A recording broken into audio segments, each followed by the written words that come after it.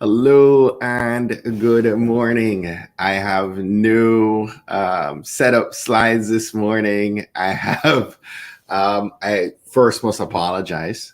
We went live a little bit later than I typically do at 8 o'clock. I'm about 10 minutes behind time, but I'm committed to going live. I'm actually off today. Hope you guys had a blessed and relaxing weekend. I actually spent Friday driving 8.5 hours south to Charleston, South Carolina. Made my way back up to Raleigh for a night, and then back to Maryland. Good morning, Jessica. How are you this morning? My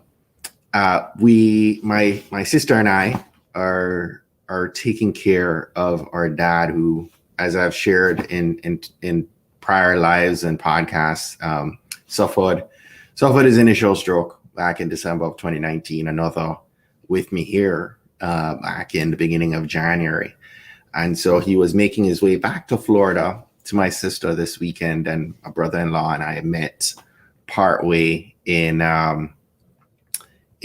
Charleston, South Carolina. So I spent 17 hours in the car this weekend. And off today, but my wife asked me to drop our daughter to school, and it's snowing, so I'm 10 minutes behind time. But this weekend, as I was driving, I was listening to the audio version of this book that I shared a week ago, and I'm now a big fan of Cameron Herold. The book is called Vivid Visions by Cameron Herold. And something that I found that I've been doing for quite some time now, over several years, is reverse. Good morning, Annette. Is I will reverse engineer.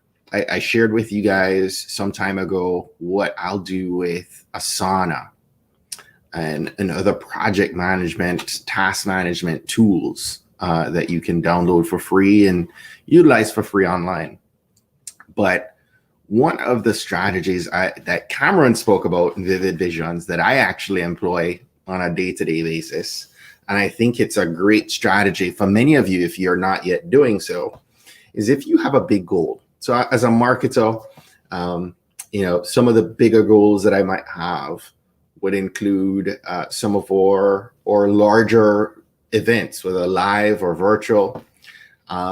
And my next big event is out into September as we approach the fall. An event that we're trying to bring 15,000 people to.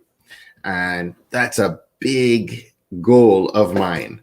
But there are a lot of little pieces that have to begin getting those checks from now, right? We need to start executing from now. Execution over excuses. And so what I will often do, and it doesn't have to just apply to work. This could be a handyman side project that you're working on at home during this pandemic season. I was chatting with a friend yesterday who's been staining a fence down in Florida for the last, couple weekends. So you have a big goal, you have a big project that you're working on. How do you make sure, because it's the elephant, and how do you eat elephant one bite at a time, right? So what I often do is get clear on what that final destination looks like, right? So my event in the fall is mid-September. I have a vision of, like I said, 15 to 20,000 people being in attendance. And so I'm going to work my way backwards on that task. I'm going to begin thinking about, what do I need to do now, right? And so I'm working my way back from the final destination all the way back to now, and then setting up the tasks based on when, right? If you're having Thanksgiving dinner, you're not going to put the turkey in at the same time as the mac and cheese, right? And if you have people showing up at 4 o'clock for dinner, you reverse engineer what needs to happen, what needs to be prepared from, days prior to Thanksgiving, right? Good morning, Andre. Blessed to have you joining us this morning.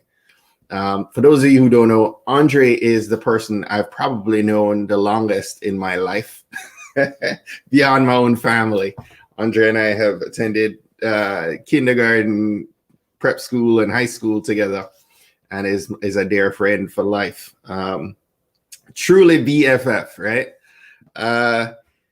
So again, as you step into this week, look at the projects, whether it's the home handyman projects or it is the big work projects, those big goals that you have. Make sure you get clarity on that final destination, what you hope to achieve. And then use a tool like Asana that we talked about last week, right? And begin to work your way backwards, reverse engineer the process. Look at each task that needs to get accomplished.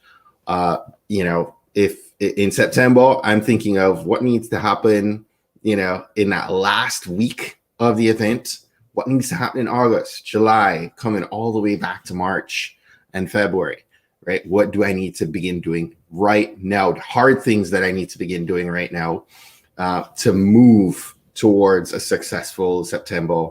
And as Cameron says in Vivid Visions, again, I'll hold this book up for those of you who are just joining us right now. He talks about putting together, and he speaks about your larger 3-year goals, right? But I think it applies just the same to even some of your shorter term goals. Get very clear about what it is that you want to achieve. The more clear you are, the more you're able to get very specific about the tasks that need to happen in each stage as you're working towards that goal. So I thought that would be a great way to start the week, because I think whatever goals you guys have, we are now, this is the last week of February. So we're now almost 2 months into 2021. Whatever goals you have set out for this year, I challenge you today to sit down and to begin to reverse engineer what is happening. Where are you in relation to getting started with some of those goals? I know there are, several things, right? Work-wise, personal-wise, health-wise. Today, I'm getting back on the goal of working out and taking care of me, taking care of my body. And so, how do I reverse engineer my path to, that ideal shape that I want to be in?